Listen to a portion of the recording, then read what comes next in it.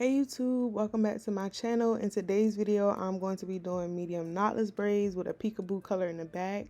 My client is getting medium knotless braids and she's getting the color 27 in the back of her head to match her hair color. As you can see, I'm starting to do a knotless braid and I'm just braiding my client's hair like 2 times, and then I'm gonna start adding in small pieces of hair, and I just continue braiding and then adding until I get the desired thickness that I need. And for the color 27, I think I used the Ruwa expressions hair. That's the hair that my client brought in for her color. And then for the rest, y'all know I use expressions, the Prestretched, and because she was getting butt length, I use 52 inches.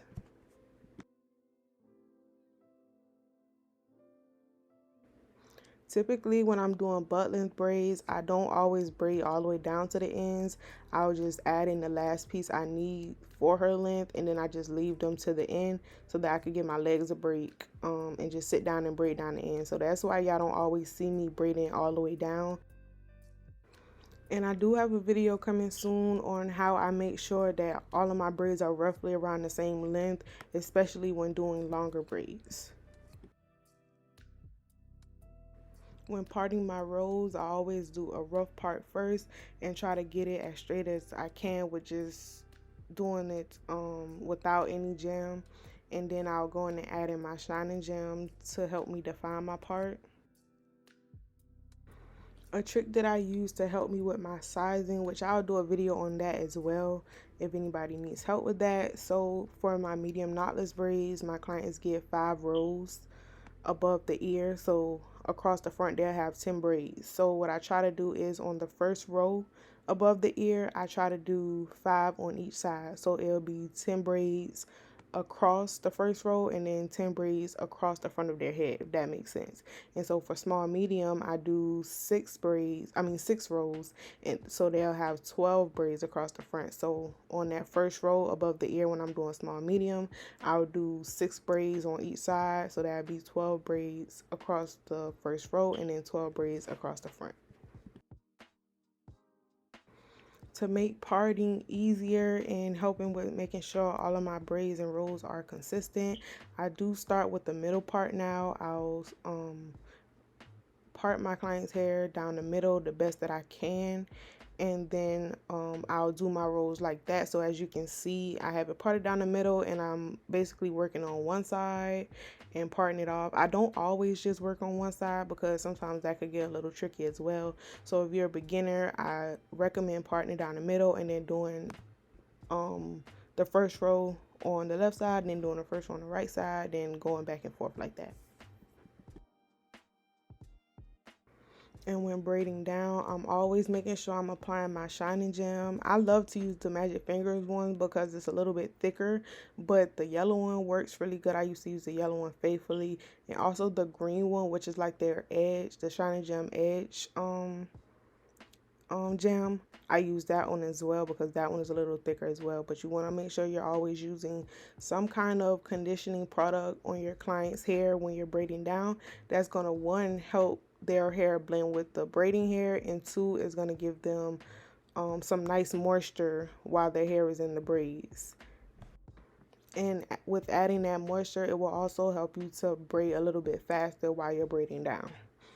Typically when I'm doing braids, I am a fast braider, but I try to focus my speed on braiding down. So when I'm doing like my speed part, I try to, not spend too much time on parting and not spend too much time on braiding down. I try to focus my attention, and I don't want to say attention because I focus attention on everything, but I try to focus more on making sure the root of my client's braids, like the start of their braids, is nice and neat and consistent, because I know that I could braid down pretty fast. And also with parting, like I said, parting down the middle and other techniques that I use that I can also do in a separate video that help me with parting faster. If you are someone that struggles with gripping when you're doing knotless braids, don't, I would say, pre-part out your rows like I'm doing here, and then apply the product to the braid that you're about to braid. Because when you're applying product to like an entire row or a few braids at a time, once that product starts to settle down, it could get a little tricky to try to grip it. So if you're struggling with that, I suggest pre-parting out your rows. Use your clips, or I know some people will twist like the section or whatever. So I would recommend doing that so that it's easier for you to grip.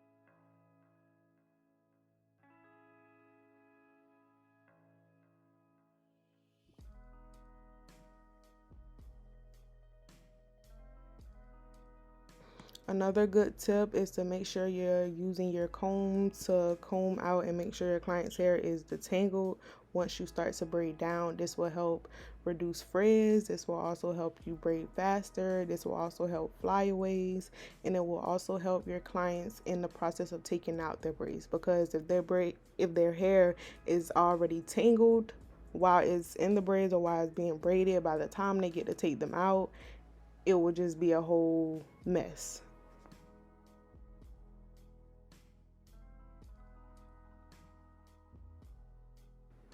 Once I get to the last row at the top, I'm pre-parting out this row and making sure all of my parts match up with the row beside it for the middle part. And I'm just using my jam just to help me define those parts.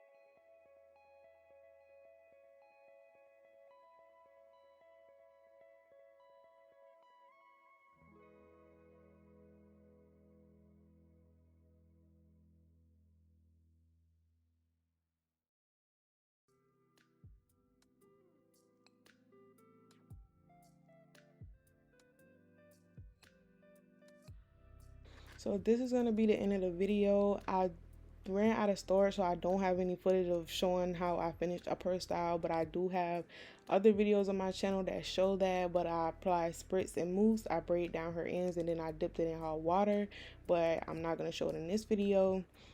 I hope y'all enjoyed it. Make sure y'all stay tuned to the end and see the finished style. Make sure y'all like, comment, and subscribe.